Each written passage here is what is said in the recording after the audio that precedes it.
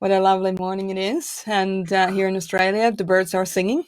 I hope you're enjoying that as we keep going. So let's jump on to the questions.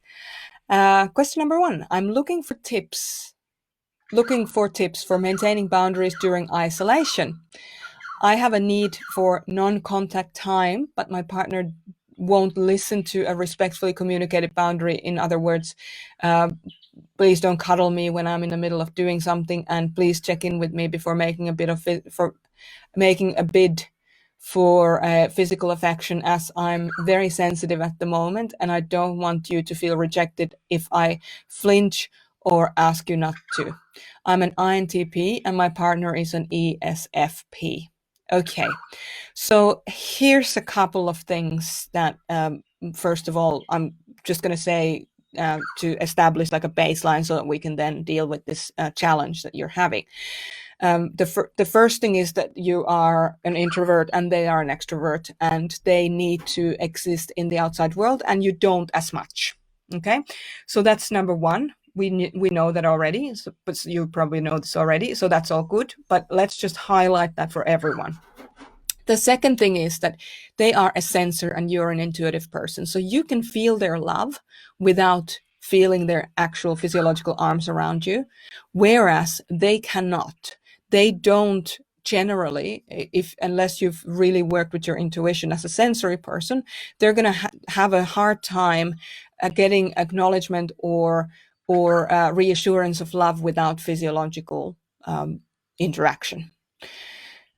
Thirdly, you're a thinker.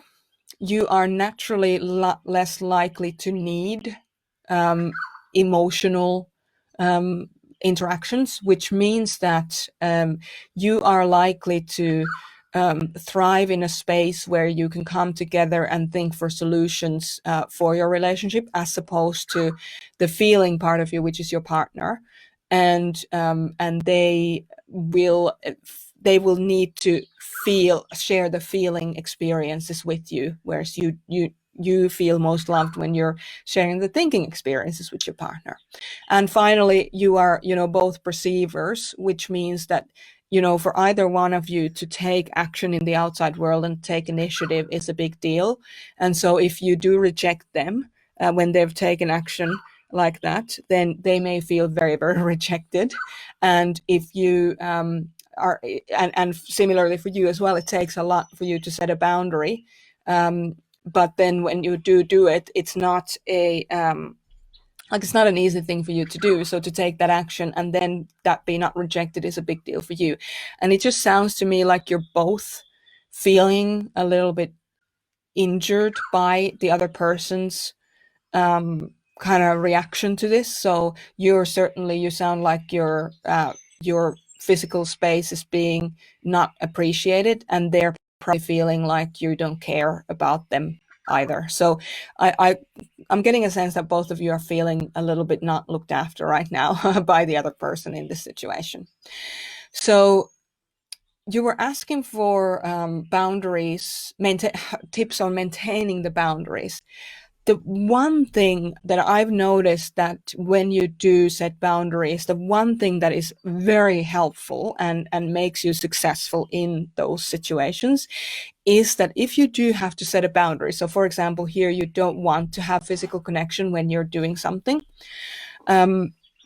make sure that you set aside time for physical connection.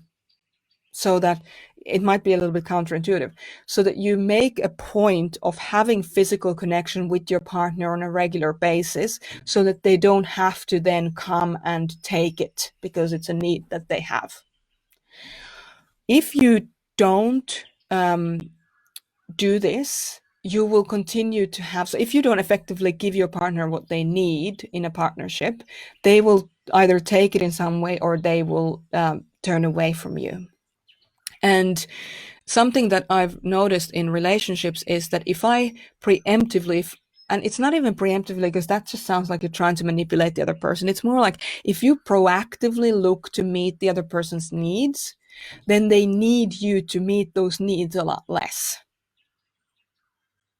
So my top tip for you in this situation would be to say to your partner, or even to make it say to your partner, I want to prioritize physical affection time with you. How can we do it? Because I'm getting a sense that you need more physical attention than I'm able to give you right now, impromptu. Because you're an important part of my life, I want to give you that to you proactively. So how can we make that happen? And now you're talking about how you guys can come together and make this happen, so that their needs are being met, and then that they are able to meet your needs as well for privacy and physical boundaries. So let me know. I know that may sound a little bit counterintuitive, but let me know how that goes for you. I'd really love to hear if there is a change. And also remember that change takes time. So give it at least 2 weeks, 3 weeks, 4 weeks before you make a judgment whether it worked or didn't work. Make sure that your partner is getting their needs met as well as you're getting your needs met.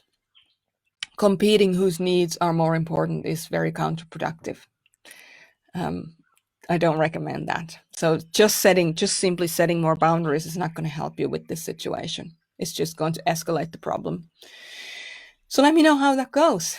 I look forward to hearing you back.